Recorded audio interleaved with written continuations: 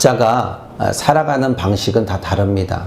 그러나 살아가는 방식에 있어서 정답을 아는 사람이 정말 있을까? 어린아이가 태어나면서 삶의 방식과 정답을 알고 태어나진 않습니다. 그 정답이 없는 삶에서 엄마에게 배우고 가르침을 받으면서 삶을 터득해 나가며 어린아이가 자라갑니다. 신앙생활 할 때 가장 빠지기 쉬운 한 가지가 있는데 그것은 신앙을 공식화하는 것. 자기만의 공식화해서 그 방식대로 살아가는 것. 그 틀을 벗어나지 않는 것. 예를 들어 기도하면 무엇이 된다고 하는 이 말. 정말 기도가 모든 것을 변화시킨다면 모든 것이 기도로 되어지는 것이 아니라는 겁니다. 다만 기도는 신앙의 우리의 영적인 상태를 떨어지지 않게 은혜의 도구일 뿐입니다. 하나 더 예를 들면 성공은 하나님의 축복의 결과다. 그럼 반대로 실패했을 때 신앙에 문제가 있어서 실패했을까? 여러분 11조하면 복을 받는다는 얘기 많이 들었죠, 그죠? 11조하면 복을 받습니다. 주일 성수하면 복을 받는다. 이러한 말들, 이러한 공식적인 어떤 방식이 이런 것들이 어떤 공식화되고 방식이 될 수는 없다는 거예요. 그러나 여러분 성도들에게 여러분 11조하면 복을 받습니다. 주일 성수하면 복을 받습니다. 기도하면 모든 것이 다 풀어집니다. 이러한 말들은 성도들에게 매력이 있다는 거예요. 무슨 매력이냐? 여러분이 말씀을 사모하고 기도를 사모하잖아요. 그죠? 기도해야 되고 말씀을 봐야 된다는 거예요. 그게 생명이니까. 그래서 그거를 대입시키면 그냥 성도들은 껍벅 넘어갈 수 있다는 거예요. 그러나 여러분, 우리 주권자이신 하나님께서 일하시는 것을 어떠한 방식으로, 어떠한 공식으로도 막을 수 없습니다. 여러분 믿죠? 하나님의 일하시는 것은 내 어떤 신앙의 패턴하고는 전혀 관계가 없습니다. 예를 들어 요즘에 비가 많이 왔잖아요. 그죠? 폭우가 쏟아져서 곳곳에 때 아닌 문제들이 발생했고 생명들이 또 앗아가는 일들 벌어졌지 않습니까? 그렇다면 여러분 비가 많이 오는 것, 눈이 많이 내리는 것, 인간이 원하는 만큼만 적당히 될 수 없을까? 적당히 내려야지만 되는 거 아닙니까? 그런데 과연 우리가 원하는 대로 내가 삶의 방식이 있으니까 요만큼만 내려줘 하면 그만큼만 내리는 걸까? 여러분 모든 것은 하나님 주권에 있음을 믿습니다. 인간이 할 수 있는 건 아무것도 없다는 거예요. 그러나 삶의 상황에 일어났을 때 쉽게 문제를 풀게 해줄 수 있는 것은 하나님을 향한 신앙의 방식은 분명히 있을 수 있습니다. 신앙생활에서만큼 말씀을 묵상하고 생각을 많이 해서 매일매일 말씀을 대입하면서 문제를 풀어나갈 수 있는 거예요. 아, 오늘 이 말씀을 나의 문제가 발생했으니까 이 말씀을 대입시켜서 내가 이 상황을 뛰어넘겠다. 하지만 여러분 주의해야 될 문제가 분명히 있습니다. 신학의 영역에서 영적인 부분의 모든 것이 다 해결될 수 있는 것은 아니라는 거예요. 일부분만 해결될 수 있는 겁니다. 여러분 기도가 모든 것을 변화시킬 수 있다면 우리는 기도만 하면 됩니다. 그런데 여러분 기도만 한다고 해서 말씀만 본다고 해서 모든 것이 다 되어지는 건 아니라는 사실이에요. 그러나 그 문제가 일어났을 때 그 문제를 풀 수 있는 키는 될 수 있다는 거예요. 자신의 신앙 방식이 누구에게나 다 대입된다는 게 아니죠. 아, 내가 알고 있는 이 신앙의 방식을 다른 사람에게 대입시키면 되겠다. 아니라는 거예요. 수학의 공식은 다 대입시키면 되지만은 삶의 공식에 있어서는 내게는 되지만 다른 사람에게는 될 수 없는 상황이 분명히 있다는 거예요. 왜냐? 하나님 영적인 부분에서는 하나님의 은혜의 방식, 내게 주는 것, 다른 사람이 주는 것 다르기 때문에 그 사람의 삶의 수준들, 그 사람의 배움의 수준들, 그 사람의 가지고 있는 여러 가지 영역들, 그러니까 똑같은 말씀을 주더라도 하나님이 그들에게 주는 은혜가 각각 다르기 때문에 내가 받은 어떠한 공식화된 어떤 방식을 가지고 다른 사람에게 줘서는 될 수도 있고 안 될 수도 있다는 거예요. 왜 그러냐? 그것은 하나님의 영역에 있기 때문에 그렇다는 거예요. 만약에 여러분 하나님의 공식이 하나로만 돼 있다면, 어떤 방식이 하나님 믿는 방식이 하나로만 돼 있다면은 여러분 나오미는 저주받은 인생일 거예요.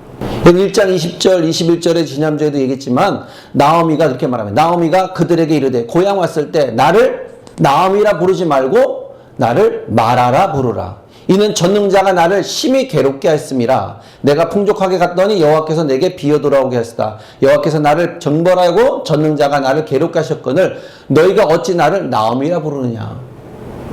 거기에 있는 고향에 있는 사람들은 나오미가 왔으니까 나오미라고 부르는 거예요. 그죠? 근데 나오미는 그렇게 부르지 말라는 거야.